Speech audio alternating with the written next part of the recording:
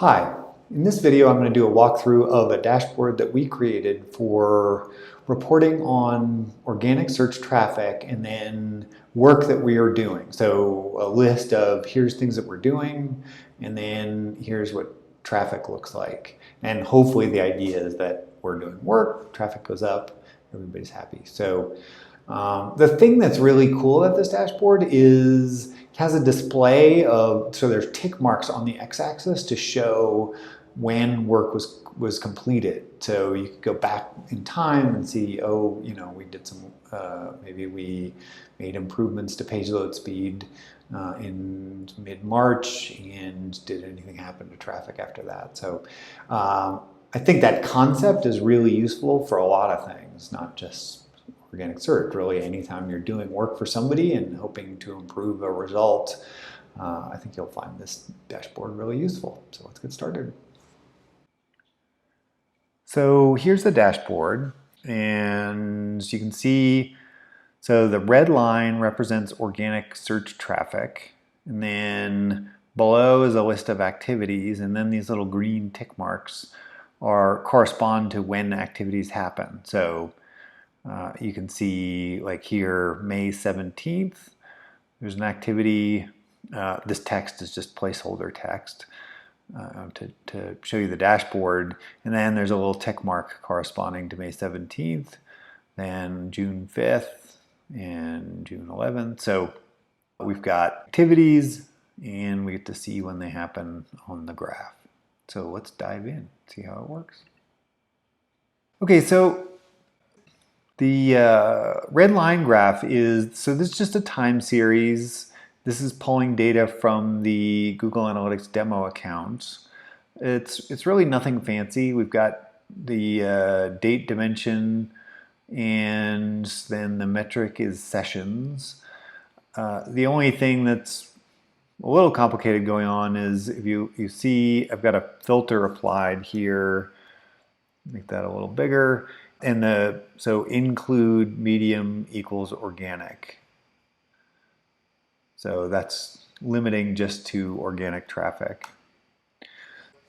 The tricky thing that's going on here is this is actually two graphs. When I move this out of the way, you can see that we've got this second time series here, and this one's set to display as a bar versus or bars versus a line graph.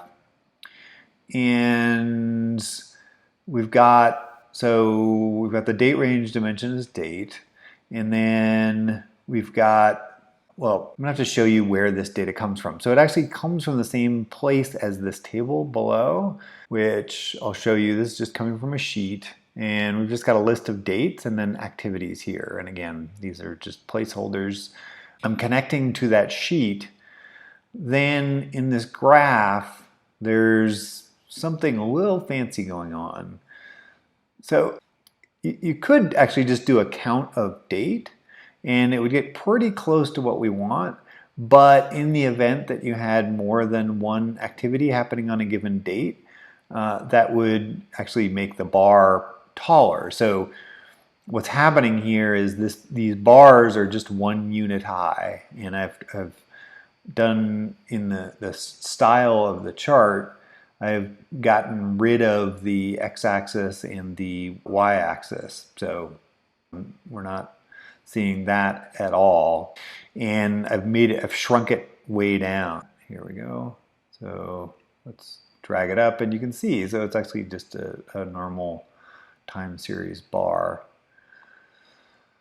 So let me show you the tricky thing.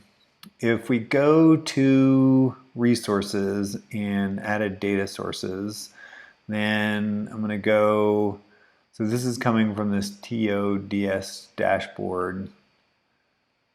I've got this binary activity here, and this is a field that I created, and it's got a case statement in it.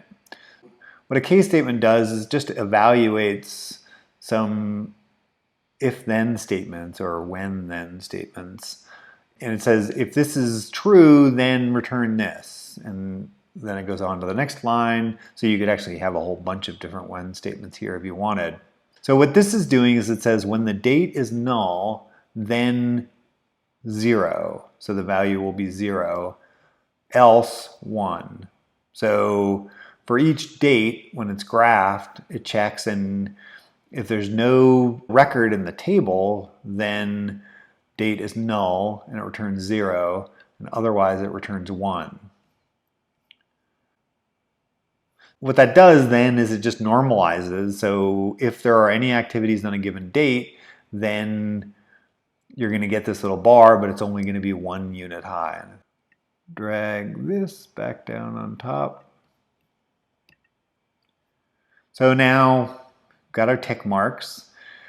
Then the other thing going on here is this also comes from that Google Sheet. And this is just a table. This is something I think is really handy in Data Studio. If you want to just pull in information from a sheet, so this could be really anything you want. It could be stuff from just like your calendar or tasks or anything.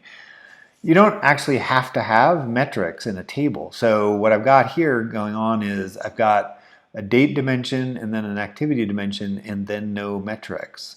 So it's just basically pulling in that table from the sheet, which, because it's Data Studio, I can say, if I have a whole bunch of activities in that table, right now I've got it set to only show 10 rows.